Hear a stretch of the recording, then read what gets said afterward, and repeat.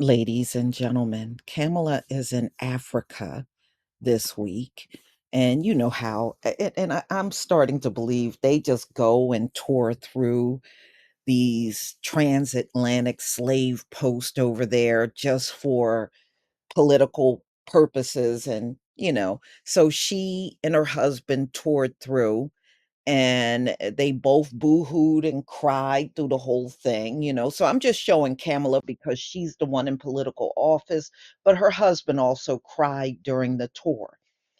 So no matter how many tears that may drop from Kamala's eyes, no matter how twisted she is about that whole tour, never forget that she said this. So I'm not gonna sit here and say I'm gonna do something that's only gonna benefit black people. No.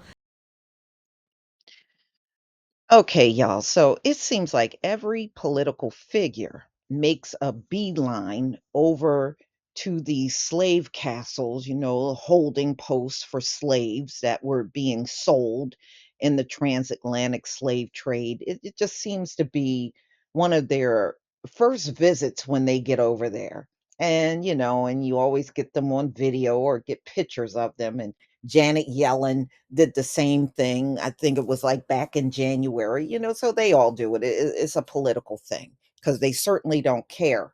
Because if they did, they would see what has happened in the past and believe, yes, reparations are due, but they don't come back with that attitude.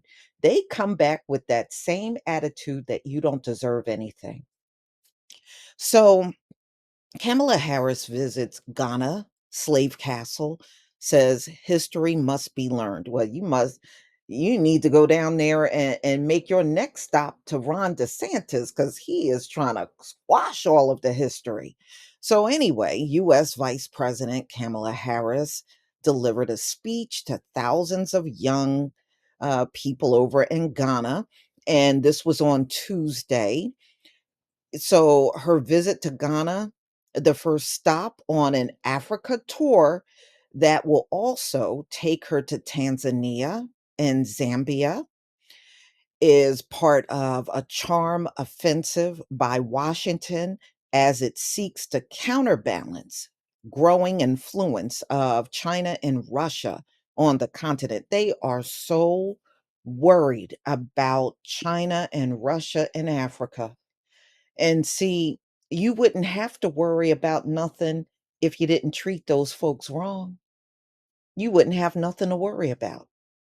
To me, it's nothing but guilt coming out of you. So, anyway, Harris used the stop to promise American partnership with African nations to do more for women and to speak about the importance of learning difficult history. Yeah, the difficult history that America's trying to wipe out all over the place and using their children as a shield. Oh, it's going to make the kids feel this way. No, you're using your children as a shield. So, anyway, in apparent reference to the Republican push to strike some lessons from US classrooms. It doesn't matter what they strike. It don't stop us from teaching our children. That's for sure.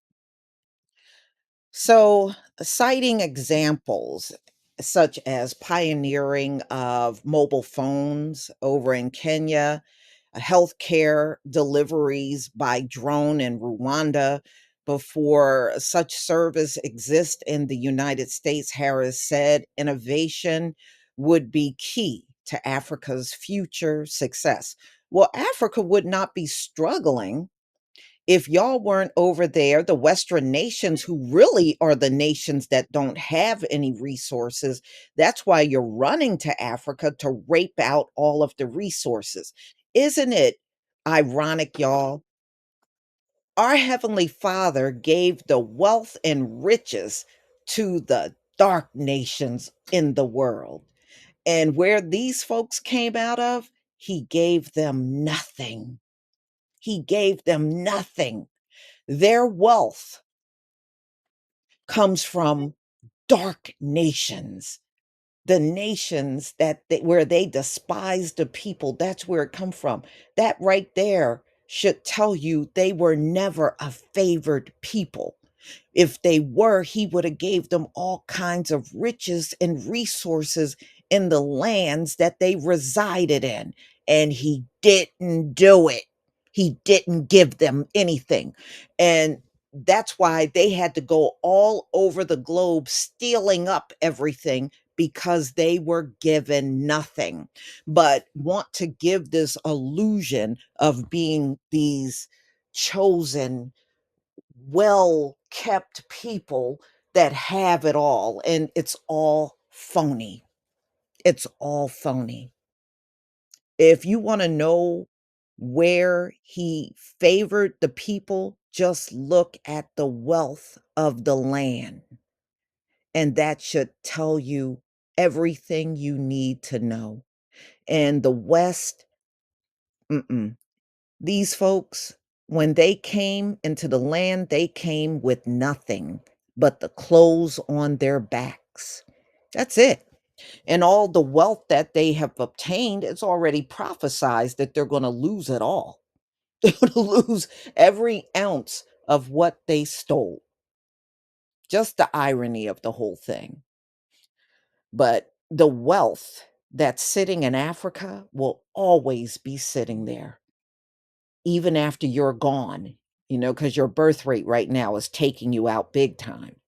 But let's get back into this discussion. So Kamala goes over there and said, we must invest in African nations, and we will unlock incredible economic growth and opportunities, not only for the people of the 54 countries that make up this diverse continent, but for the American people and people around the world, she said.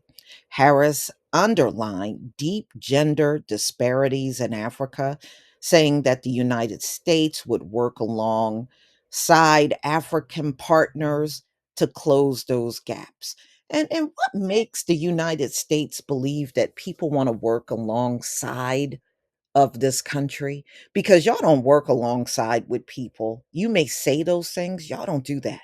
When you get involved, you want to take over the project, take it in the wrong direction, and don't admit that you're failing. I'm just saying. Because you do that here in America. America's going in the wrong direction. And, the pride in these people won't admit that everything you're doing is just not working. It's not working. That's why this place is hanging on by. If African nations want to make it, they really got to get rid of Western nations. They have no chance of making it as a continent as long as you got all of this Western influence going on. They're not going to help you. Look at all the centuries that have gone by. Are you still in a poor state, or have you got richer dealing with them? If the answer is no, then these folks should not be your future at all. Look, when you start looking at the articles that are coming out, like all the countries that want to join the BRIC nation, and countries are pulling away from America. They have tried the America's ways and the American democracy and everything, and it doesn't work. And they won't even admit that it's not working here. Their brand of democracy don't work. And they have taken it all over the world, and now people are like, we don't want your brand of democracy. And you see they're pulling away, and it's almost like no matter how much they try to tarnish Russia in the news, these other nations are running to Russia. They want to be part of the BRIC nation, getting away from the Western nations and going in a whole different direction. Because you know what? The future is not American democracy. This is not the future. Your democracy represents the past. It is not the future. It isn't. and it's damn near dead. It never worked in the first place. So Kamala and her husband toured the 17th century slave fortress in Cape Coast, one of the many coastal buildings active during the transatlantic slave trade. And they estimate the estimated amount is 12.5 million people went through there, mainly for Central and Western Africa. And they were sent to America, Europe, and the Caribbeans. And a lot of them ended up in South America as well. That's why South America looked the way that it does. So she appeared, they claim, moved during the tour. Several times she took deep breaths. And according to the pool reporter traveling with her, she laid flowers in the female slave dungeon and went through the so-called door of no return. Isn't that ironic? What if Kamala goes through that door and never comes back? Would anybody miss her? If she went through the door of no return and just vanished. I guess that's wishful thinking on my part. Where slaves were shipped out, her husband, I'm hard. He could be seen wiping tears away, according to the pool reporter.